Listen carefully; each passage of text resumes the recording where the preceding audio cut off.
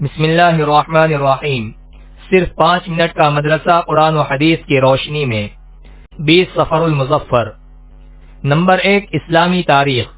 حضرت شموئیل علیہ السلام۔ حضرت شموئیل علیہ السلام کا سلسلہ نسب حضرت ہارون علیہ السلام سے ملتا ہے۔ بنی اسرائیل جب سرزمین فلسطین میں داخل ہو گئے تو ان پر ایک ایسا زمانہ گزرا کہ ان میں نہ کوئی نبی یا رسول تھے اور نہ ہی کوئی حاکم، چنانچہ پڑوسی قومیں ان پر حملہ کرتی رہتی۔ ایسے زمانے میں بنی اسرائیل کی اصلاح و قیادت کے لیے اللہ تعالی نے حضرت شموئیل علیہ السلام کو نبی بنایا۔ انہوں نے قوم کی درخواست پر حضرت طالوت کو ان کا بادشاہ بنایا۔ بعض لوگوں نے اعتراض کیا تو حضرت شموئیل علیہ السلام نے فرمایا، یہ اللہ تعالی کے حکم سے ہے، اور اس کی نشانی یہ ہے کہ تمہارا صندوق جس میں نبیوں کی میراث تھی اور جس کو قوم عمالقہ لے کر چلی گئی تھی، فرشتے وہ صندوق انہیں لا کر دیں گے۔ چنانچہ ایسا ہی ہوا، فرشتوں نے وہ صندوق حضرت طالوت کو پہنچا دیا اور حضرت طالوت بادشاہ بنا دیے گئے۔ نمبر 2، حضور صلی اللہ علیہ وسلم کا معجزہ، اونٹ کا حضور صلی اللہ علیہ وسلم کی فرما برداری کرنا۔ حضرت جابر بن عبداللہ رضی اللہ عنہ فرماتے ہیں کہ ایک مرتبہ ہم رسول اللہ صلی اللہ علیہ وسلم کے ساتھ سفر سے آئے۔ جب ہم لوگ بنو نجار کے باغ کے پاس پہنچے تو دیکھا کہ باغ میں ایک اونٹ بیٹھا ہوا ہے جو بہت غصے میں تھا۔ باغ میں جو بھی جاتا اس پر حملہ کر دیتا۔ رسول اللہ صلی اللہ علیہ وسلم باغ میں داخل ہوئے اور اونٹ کو اپنے پاس بلایا تو وہ آیا اور رسول اللہ صلی اللہ علیہ وسلم کے سامنے منہ کے بل زمین پر بیٹھ گیا۔ پھر آپ صلی اللہ علیہ وسلم نے اس کی نکیل منگوائی اور اس کو پہنا کر اس کے مالک کے حوالے کر دیا، اور صحابہ کی طرف متوجہ ہو کر فرمایا، زمین و آسمان کے درمیان جتنی بھی چیزیں ہیں وہ جانتی ہیں کہ میں اللہ کا رسول ہوں، سوائے غیر ایمان والے انسان و جنات کے۔ نمبر 3، ایک فرض کے بارے میں جماعت سے نماز پڑھنے کی تاکید۔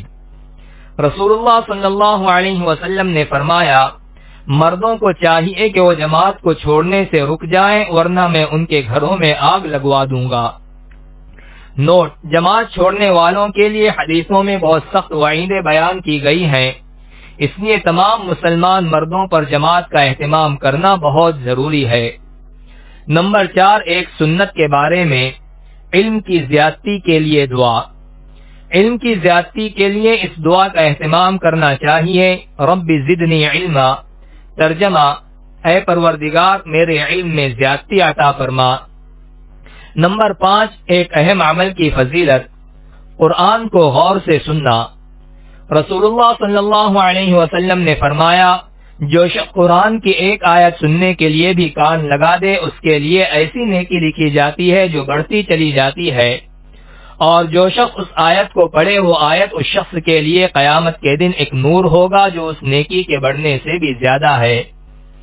نمبر 6، ایک گناہ کے بارے میں عہد توڑنے والوں کا انجام۔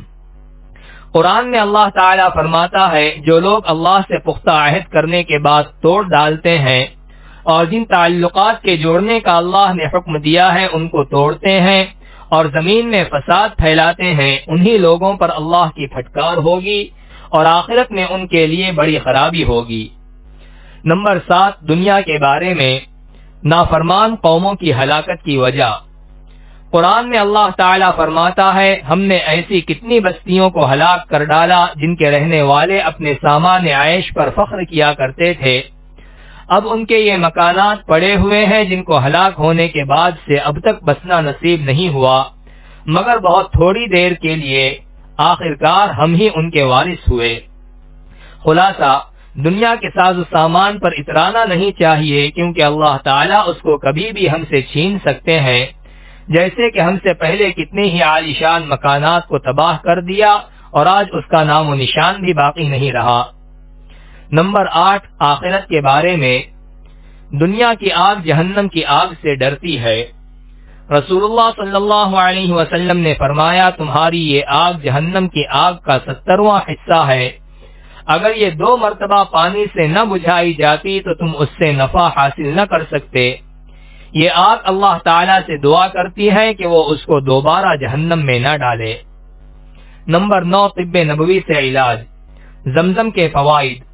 حضرت ابن عباس رضی اللہ عنہما نے زمزم کے بارے میں فرمایا یہ ایک مکمل خوراک ہے اور بیماریوں کے شفا بخش بھی ہے۔ نمبر 10 نبی صلی اللہ علیہ وسلم کی نصیحت۔ رسول اللہ صلی اللہ علیہ وسلم نے فرمایا جب تم میں سے کوئی نیند سے اٹھے تو پانی کے برتن میں ڈالنے سے پہلے 3 مرتبہ اپنے ہاتھ کو دھو لے۔